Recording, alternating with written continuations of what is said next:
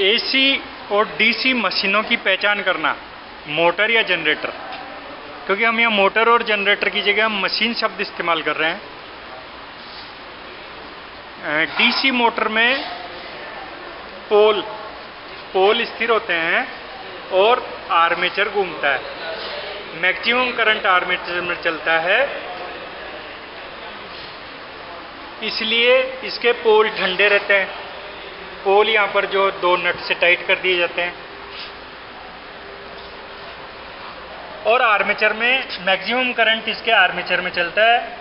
Commutator से हम current लेते या देते हैं, तो आर्मेचर में अधिक गर्मी पैदा होगी, इसके लिए इसमें यहाँ पर पंखा लगा हुआ रहता है और हवा बाहर से अंदर मोटर के अंदर आर्मेचर में से होती है और फिर दूसरी साइड से बाहर निकल जाती है। यहाँ जालियाँ लगी हुई होती है, यहाँ पर जालियाँ लगी हुई रहती हैं, इस जगह जालियाँ लगी हुई रहती है, तो हवा पंखा अंदर खींचता है और मोटर के अंदर आर्मेचर में से होता हुआ दूसरी साइड से बाहर निकल जाती है। तो आर्मेचर को ठंडा रखने के लिए पंखे की हवा मोटर के अंदर जाती है। डीसी मोटर में क्योंकि वाइंडिंग स्टेटर के ऊपर होती है, वाइंडिंग जो है वो स्टेटर पर होती है और रोटर के अंदर शॉर्ट सर्किट केज होते हैं, स्क्विरल केज, इंडक्शन मोटर बोलते हैं इसमें। रोटर में जो बिजली पैदा होती है वो इंडक्शन के कारण पैदा होती है, तो इसमें कोई कारणवश नहीं होते। तो इसके रोटर में कोई गर्मी पैदा नहीं हो रही है, जो भी गर्मी पैदा हो रही है वो इसके स्टेटर में पैदा हो रही है। इसलिए इसके स्टेटर की गर्मी को सोखने के लिए हम इसमें जो है हीट सिंक लगा देते हैं। ये हीट सिंकदार नालियाँ हैं और पंखा इसके बाहर लगा हुआ रहता है। यहाँ जब मोटर घूमती है तो पंखे की हवा जो है इसका कवर इस तरह से लगा दिया जाता है कि जब इस पर कवर लगा देते हैं तो कवर के पीछे से पंखा हवा खींचता है और वो हवा इसकी नालियों में से होके बाहर चली जाती है, नाली में से होके हवा बाहर चली जाती है।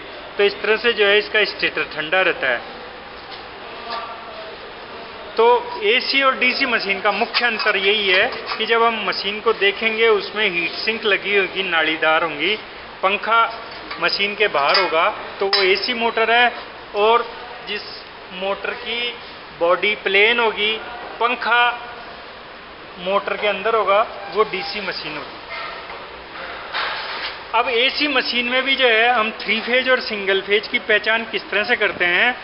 3 फेज की मोटर में 6 टर्मिनल या 3 टर्मिनल मिलेंगे, जबकि एसी की मोटर में आपको 4 टर्मिनल मिलेंगे, 2 वायर स्टार्टिंग वाइंडिंग के और 2 रनिंग वाइंडिंग के। साथ ही मोटर के ऊपर आपको एक कैपेसिटर भी दिखाई देगा। तो इस तरह से हम जो है मोटर की पहचान कर सकते हैं कि 3 फेज की मोटर पर कोई कैपेसिटर नहीं मिलेगा, जबकि सिंगल फेज की मोटर में कैपेसिटर मिलने की संभावना है। संभावना इसलिए क्योंकि शेडिंग रिंग वाली मोटर में कैपेसिटर नहीं प्रयोग किया जाता। इसी तरीके से यूनिवर्सल मोटर में भी कैपेसिटर प्रयोग नहीं किया जाता। तो इस तरह से हम जो है एसी और डीसी मशीन में बाहर से देख के पहचान कर सकते हैं कि कौन सी मशीन एसी की है और कौन सी मशीन डीसी की है।